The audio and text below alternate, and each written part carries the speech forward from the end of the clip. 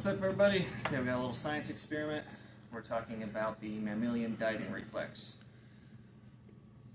Best research says that it hits both sympathetic and parasympathetic receptors. We're going to put that to the test today. Is the sympathetic response significant enough to be included? We're going to find out. The parasympathetic response will cause bradycardia. That's what we use the mammalian diving reflex for in EMS. But we also, according to the research, see alpha response, which should cause vasoconstriction. Which means, when I put my face in this freezing cold water, that when my heart rate drops because of the mammalian diving reflex, the alpha receptors will cause vasoconstriction, which should keep my blood pressure about the same. To demonstrate that, we have the jla58613 series, the superior monitor. And we have this bucket of freezing water. You can see right here it's about 34, 35 degrees, 36. So we're going to set up the monitor right now.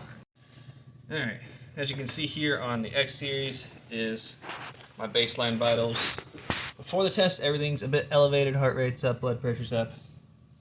It's because I'm real excited about sticking my face in this cold water. Once I submerge my face in the water, I'm going to hit the blood pressure again. And since this water is about 36 degrees, you should see the effects of the mammalian diving reflex pretty rapidly on the monitor. Hopefully, enough time passes to get the blood pressure and you get the full effect. Alright, so here's the blood pressure button. I'm going to hit that right as I go under. It'll take as I'm under, and you'll be able to watch the rest of the vitals change as well.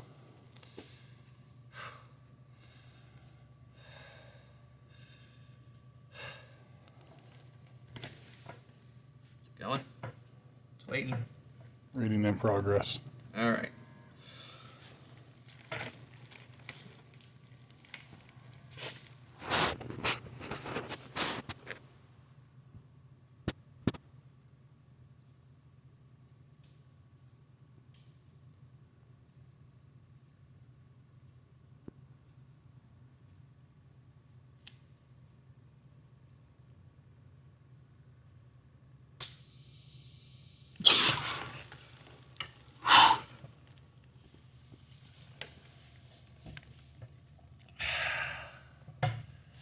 Oh, look at that.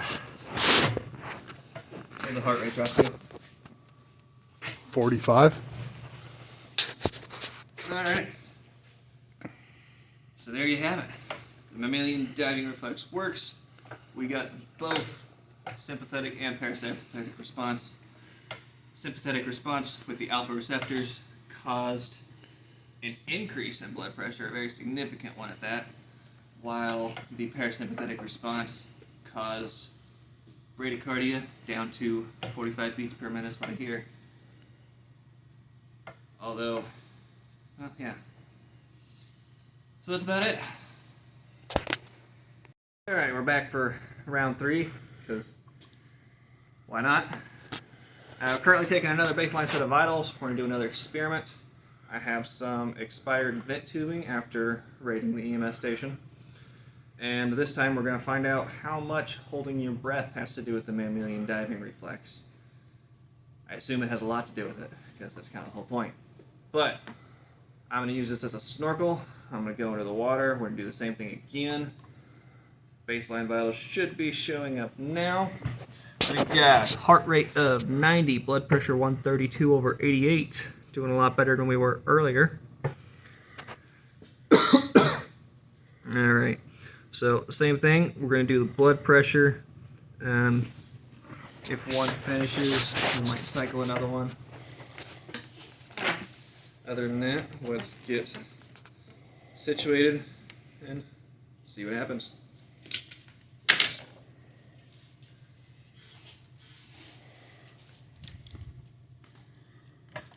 Alright, that blood pressure is taken, and we're going under.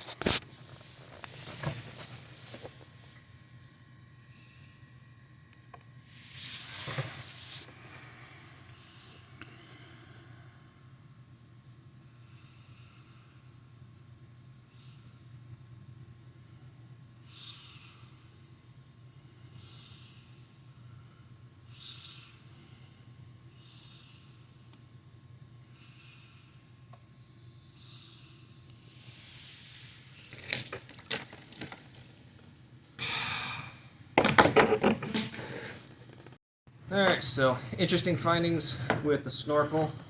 When I went under, initially had a little bit of problems figuring out how to breathe with the tube. After that, started breathing fairly regularly. As you could see in the last part of the video, tracking the vitals, my heart rate did drop a little bit, but we still got the blood pressure spike.